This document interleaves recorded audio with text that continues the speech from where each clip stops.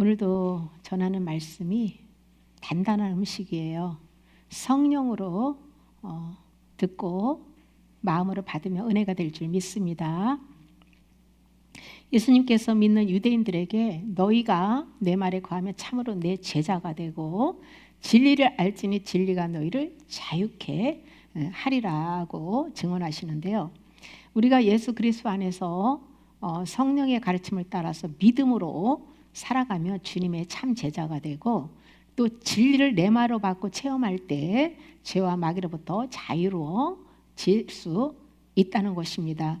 주님의 말에 거한다는 것은 생명력 있는 진리와의 연합을 의미합니다.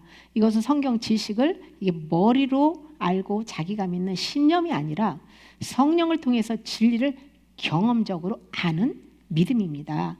우리는 죄와 마귀의 영향을 받는 모든 묶임에서 자유를 얻기 위해서는 예수님과의 인격적인 교제 안에서 진리를 경험해야 합니다. 진리를 믿고 순종하여 예수님과 연합을 이룰 때 진리가 자유롭게 해줍니다. 예수님께서 속죄 은총을 베풀어 주시고 성령님을 보내주신 것도 진리로 자유롭게 해주기 위함입니다. 히브리서 10장 19절에서 22절입니다. 그러므로 형제들아 우리가 예수의 피를 힘입어 성소에 들어갈 담력을 얻었나니 그 길은 우리를 위하여 휘장 가운데로 열어놓으신 새로운 살 길이요 휘장은 곧 그의 육체니라. 또 하나님의 집 다스리는 큰 제사장이 계심에 우리가 마음의 뿌림을 받아 악한 양심으로부터 벗어나고 몸은 맑은 물로 씻음을 받았으니 참 마음과 온전한 믿음으로 하나님께 나아가자. 아멘. 구약시대에는 대제사장이 1년에 한 번 7월 10일 날 대속죄제사 드리는 날에 피를 가지고 지성소에 들어갈 수 있었습니다. 그러나 이 백성들은 감히 하나님 앞에 나아갈 수 없었죠. 그런데 예수님께서 십자가의 죽으심으로 흘려주신 그 피로 우리는 두려움이 없이 담대함으로 하나님 앞에 나아갈 수 있는 길을 얻었는데요. 문제는 지금도 개인 스스로는 지성소와 같이 그 거룩한 곳에 가서 하나님을 만날 수는 없어요. 반드시 예수님 안으로 들어가야만 하나님께 나아갈 수 있습니다. 이것은 내가 예수님이 죽으셨을 때에 함께 죽었다는 믿음의 반응을 해야 합니다.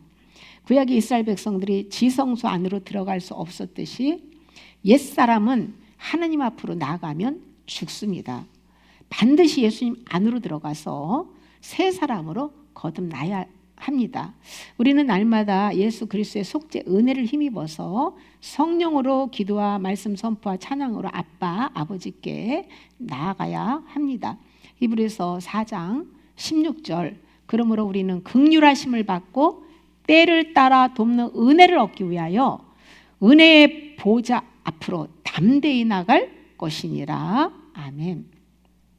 역대상 28장 1절에 보시면 다윗은 여호와의 언약궤를 하나님의 발판이라고 증언합니다. 은혜의 보좌 앞으로 나아가는 것은 언약궤, 즉 말씀 안으로 들어간다는 뜻입니다. 우리가 성령을 힘입어 말씀과 기도로 하나님께 나아갈 수 있는데요. 하나님께서 예레미야 31장 31절에서 33절에 보시면 말씀을 마음에 기록해 주시는 그 새 언약에 대해서 계시를 해주고 있습니다.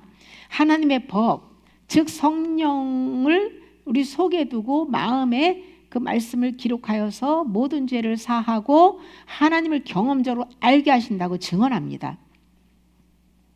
우리는 은혜의 보좌 앞으로 나아가 성령님께 가르침을 받고 새 언약을 마음에 기록하고 묵상하고 하나님을 경험적으로 알아야 한다는 것이죠.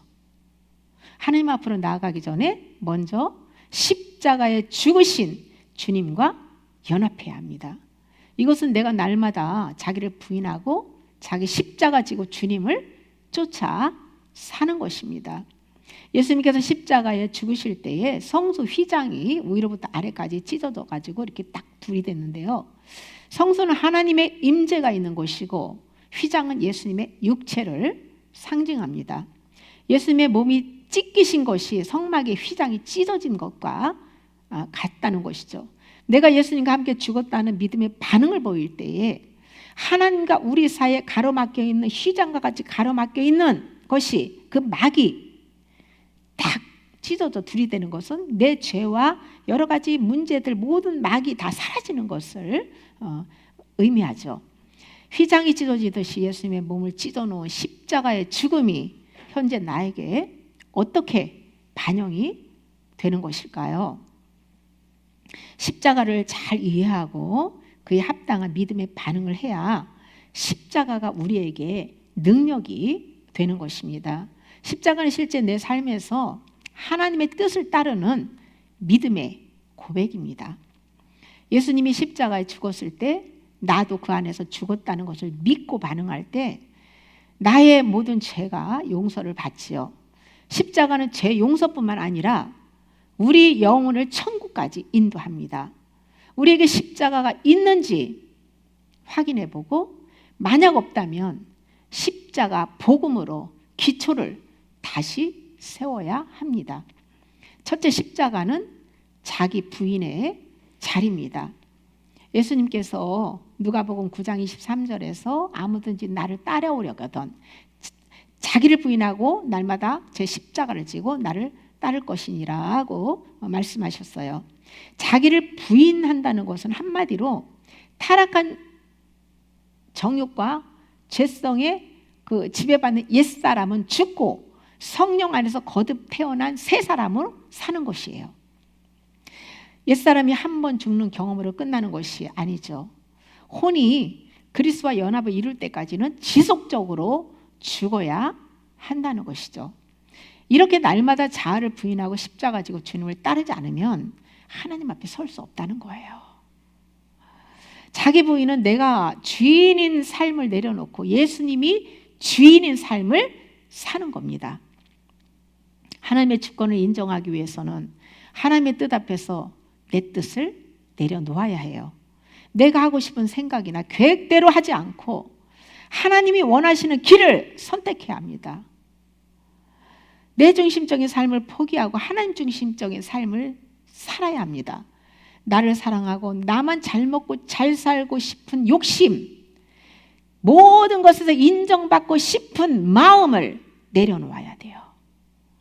자기 부인은 돈과 명예, 자존심, 그 외의 모든 욕심, 애정과 욕망을 다 내려놓는 거예요. 하나님 나라의 가치를 더 중요하게 여기고 진리신 예수 그리스도로 사는 것입니다. 내 죄를 위해 예수님이 십자가에 죽었다는 진짜 그것을 믿는다면 날마다 나를 부인하고 믿음으로 살아야 합니다.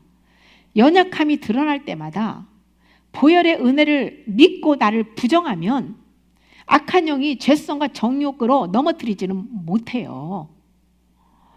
우리는 예수님께서 죄값을 치러 주심으로 해서 하나님 앞에 나아갈 수 있는 새로운 길을 열어주신 은혜를 믿음으로 받아 누릴 수 있어야 합니다.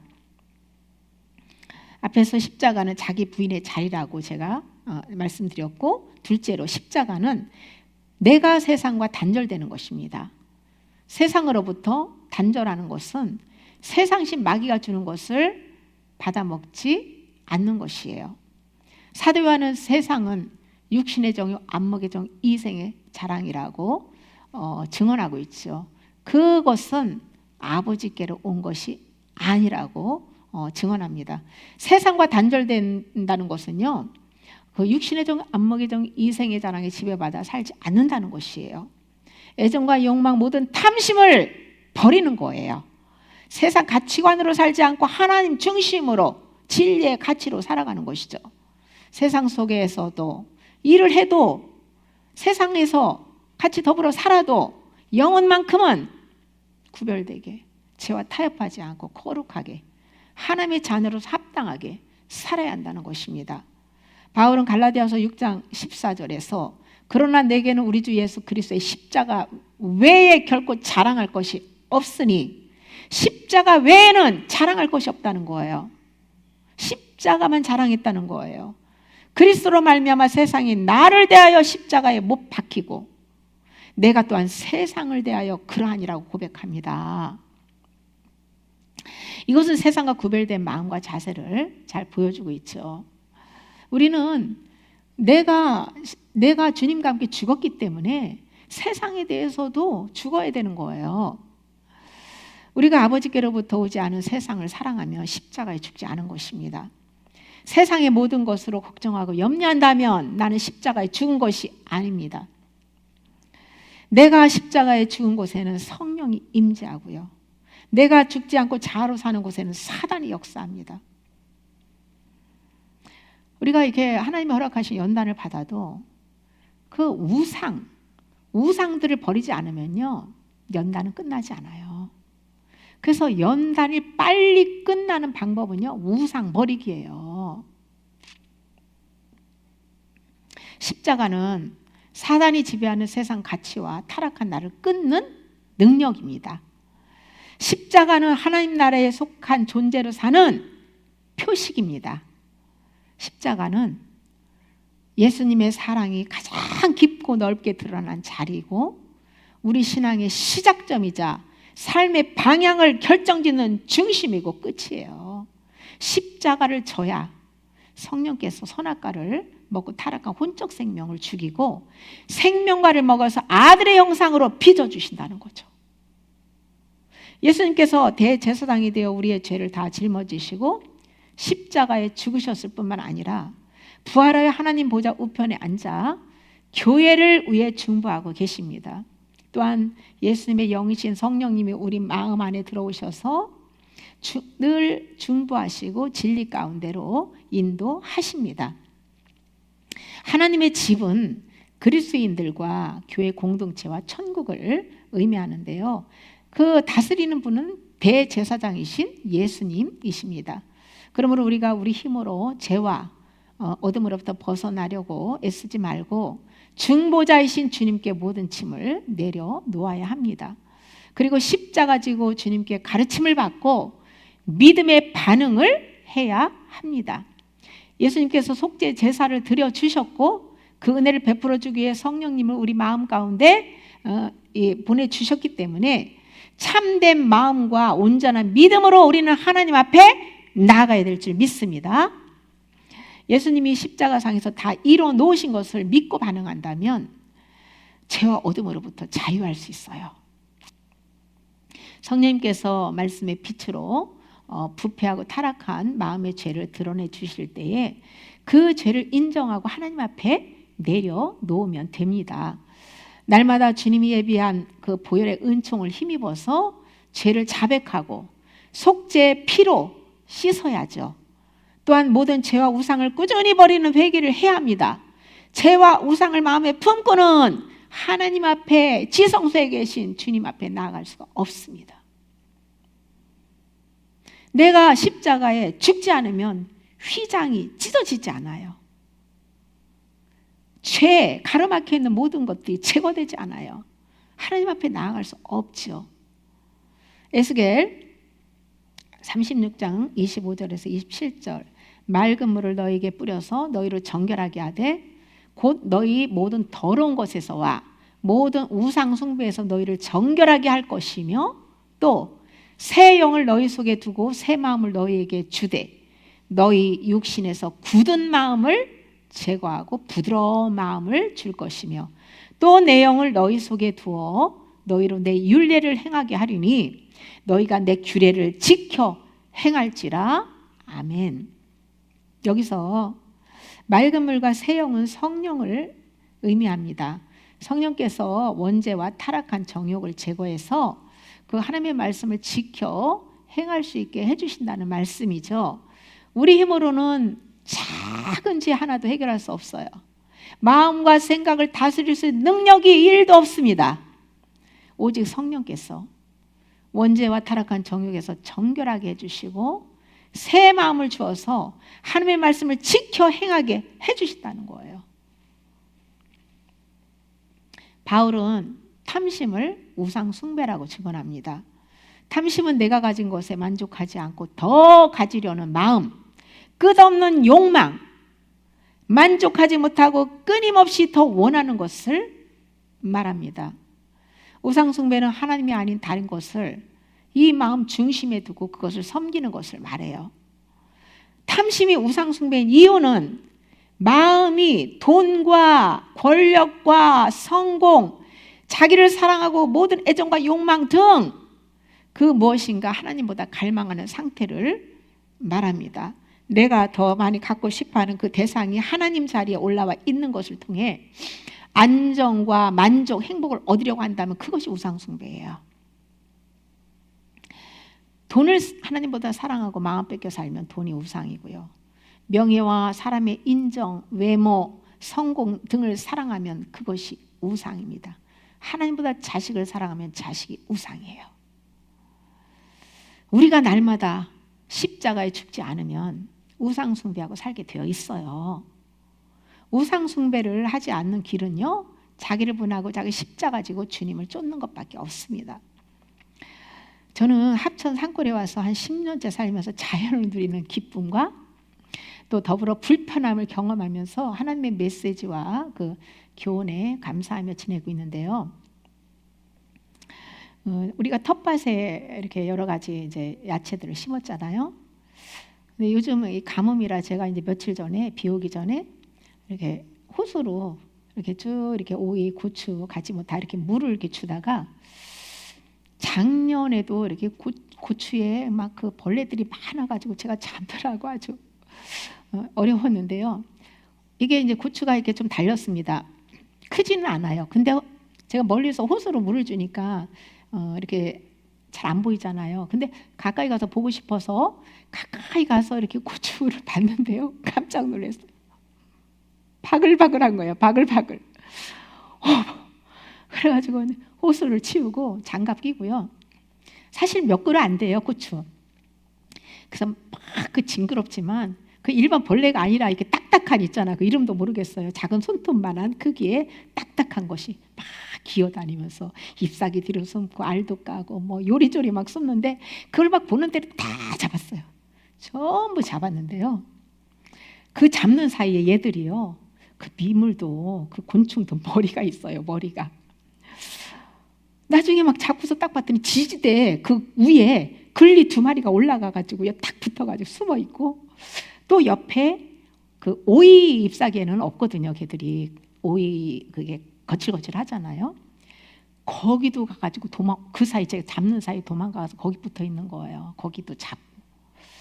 그렇게 해서 제가 그 저녁에도 와서 몇 마리 또 잡고 그 다음 날도 잡고 해가지고 깨끗하게 잡았어요.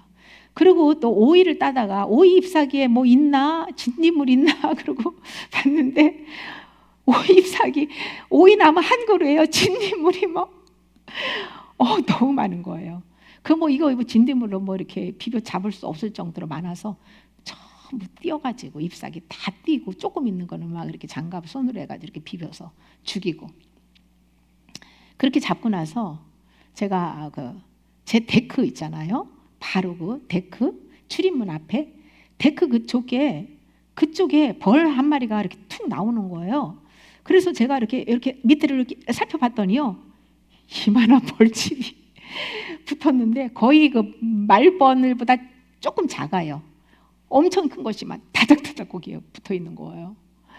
그래서 모기 잡는 F킬러 갖다가 팍 쏴가지고요. 우두두두두두두 막 쏴주는데 그걸 전부 띄고 잡아 죽였어요. 그러면서 제가 참 그런 벌레들을 잡으면서 깨달았어요. 우리 영혼이 이렇게 만약에 그거를 제가 잡지 않았으면요. 열매 지금 달리고 있잖아요. 그 열매 뭐 빌빌빌 거리다 진액 다 빨아먹고 빌빌 거리다 죽어요. 그처럼 우리 이 안에 죄 속에 귀신들이 많거든요. 근데 말씀의 생수를 먹고 그리고 늘 깨어서 기도하면서 늘 이렇게 그 깨끗이 씻어내고 그 귀신들을 그냥 이렇게 다 이렇게 우리가 말씀의 생수로 이렇게 말씀을 씻고 보혈로 씻으면 어둠들이 건드지 못하고 쫓겨나가잖아요. 그렇게 막 제가 벌레를 잡듯이 그렇게 귀신들을 찝어내고 이렇게 성령의 불로 태우고 그렇게 해서 쫓아내고서 영을 깨끗하게 관리를 하지 않으면 이 영은요, 어느새 귀신이 아주 말씀의 그 예수님으로부터 받은 이 예수님의 생명의 떡, 살과 피를 다 빨아먹고요, 결국은 이 메마르게 해가지고 피폐하게 만들어서 영을 죽이고, 그리고 다 죽고 나면은 살았다는 이름은 가졌으나 죽은 자로서 종교 생활을 하게 된다는 것을 제가 열심히 벌레를 잡으면서 그 생각을 했어요. 다 잡고 나니까요, 시원하더라고요, 마음이. 이게 참 하나님의 우리가 절대 이 주권을요 인정한다면 일상에서 일어나는 사사로운 그런 모든 일들요 우연이 없다는 것을 알게 되죠. 하나님의 메시지가 그 안에 담겨 있다는 것을 우리는 깨닫고 믿음의 반응을 해야 믿음이 그 점진적으로 자라고 성장하게 되는 것이죠. 성령께서 맑은 물을 뿌리듯이 임재하셔서 그 내적인 죄를 정결하게 하고 새롭게 변화시키고 회복시켜서 거룩하게 살도록 인도하시는데요, 성령님은 마음 안에 있는 모든 탐욕의 우상을 버리게 하십니다. 우상들로 더러워진 마음과 행실을 깨끗하게 정화시킵니다. 아담으로부터 물려받은 원죄를 드러내 회개시키고 죄성의 뿌리를 그냥 성령의 불로 다 태우고 근원을 태워 죽인다는 것이죠. 예수님께서 요한복음 3장 5절에서 사람이 물과 성령으로 나지 않으면 하나님의 나라에 들어갈 수 없는 이라고 증언하셨어요. 여기서 물은 진리의 생수를 의미하는데요, 기름 부심이신 성령의 가르침을 통해서 옛 죄를 십자가 죽음에 넘기고 진리로 부활 생명을 입고 혼까지 온전히 거듭나야만 하나님 나라에 들어갈 수 있다는 것을 교훈합니다.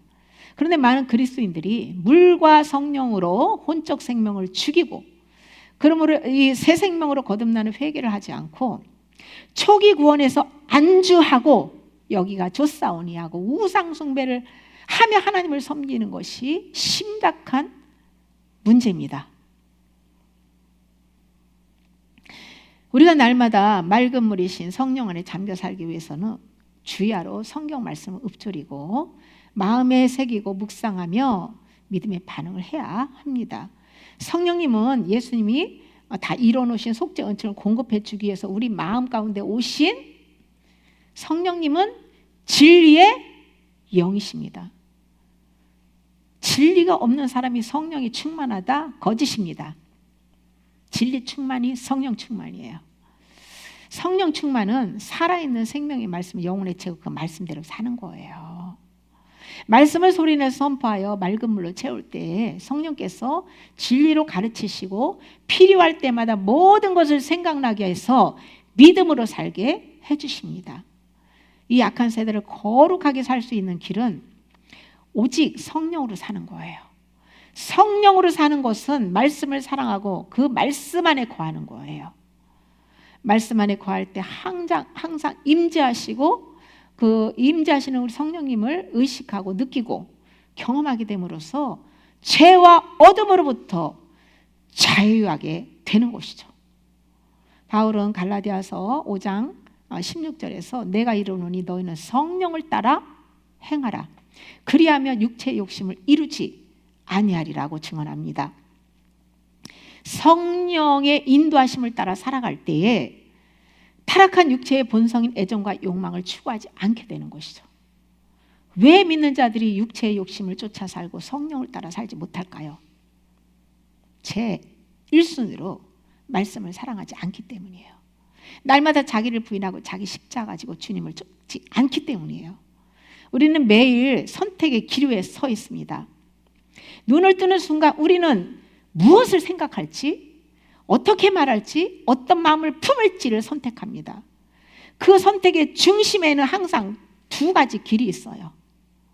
성령을 따를 것인가, 육체의 욕심을 따를 것인가. 신명기 30장 19절에서 20절 내가 생명과 사망과 복과 저주를 네 앞에 두었은즉 너와 내 자손이 살기 위하여 생명을 택하고 내 하나님 여호와를 사랑하고 그의 말씀을 청종하며 또 그를 의지하라고 말씀하고 있어요. 나와 내 자손이 살기 위해서는 무엇을 택하라고요? 생명을 택하고 하나님을 사랑하고 그 말씀을 청종하고 하나님만을 의지하라는 것이죠. 우리의 삶을 승리로 이끄는 비밀이 바로 성령을 따라 행하는 것이에요. 행하라는 말은 걸어가다라는 뜻입니다. 이것은 우리의 삶 전체를 성령의 인도하심에 맞추어 말씀으로 살라는 뜻입니다. 성령님은 우리를 이끌고 말씀하시고 도우시고 경고하시는 인격적인 하나님이세요. 우리가 그 성령의 음성을 따라 한 걸음씩 걸어갈 때 우리의 마음과 행실이 점점 하나님의 형상을 닮아가는 것이죠. 바울은 성령을 따르기만 하면 육체의 욕심은 자동으로 이겨진다고 증언하는 거예요. 우리가 죄와 싸우려고 애쓰면 지치고 절망에 빠집니다. 우리 힘으로 죄 이길 수 없어요. 마귀를 이길 수 없습니다. 그러나 성령을 따르면 죄와 욕심은 더 이상 우리를 주장하지 못하게 됩니다. 우리는 성령님과 함께 말씀과 기도와 찬양으로 동행해야 되는데요. 말씀을 읊조리고 암송하고 묵상하며 성령님과 걸을 때에 죄와 어둠이 접근하지 못한다는 것이죠. 사단은 애정과 욕망의 소유들을 통로로 들어와서 이 죄성에 지배받게 하는데요. 그러므로 성령의 인도를 받기 위해서는 꾸준히 말씀을 소리내서 읽는 방법을 적용해서 회개하는 것이 좋습니다. 저는 수년을 말씀을 소리내서 읽는 방법으로 죄와 정욕을 내려놓는 그 회개를 해서 많은 자유를 얻었고요. 지금도 그리스도와 완전한 연합을 이루기 위해서 계속 진행 중에 있습니다. 우리가 회개하고 싶어도 우리 힘으로 회개할 수 없잖아요. 회개 당하는 은혜를 성령님으로부터 받아야 합니다.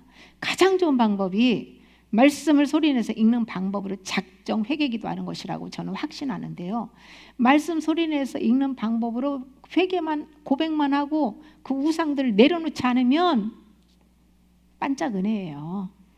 그러니까 버리는 것이 가장 중요한 거예요. 우리 힘으로 할 수 없을 때 은혜를 받고 성령의 힘으로 내려놓을 수 있는 것이죠. 소유를 파는 회개를 하여 마음 안에 있는 마귀의 밥을 제거하지 않으면 성령을 따라 살기 어렵습니다. 나를 사랑하고 세상 것들을 사랑하면 성령으로 살 수 없습니다. 악한 영은 대적하면 그 순간은 떠나지만 죄와 정욕의 밥이 있으면 또 들어옵니다. 그러면 개가 토한 거 도로먹고 돼지가 깨끗이 씻었다가 다시 더러운 곳에 뒹구는 것과 같이 악순환을 반복하며 변화의 열매를 맺지 못하는 거예요.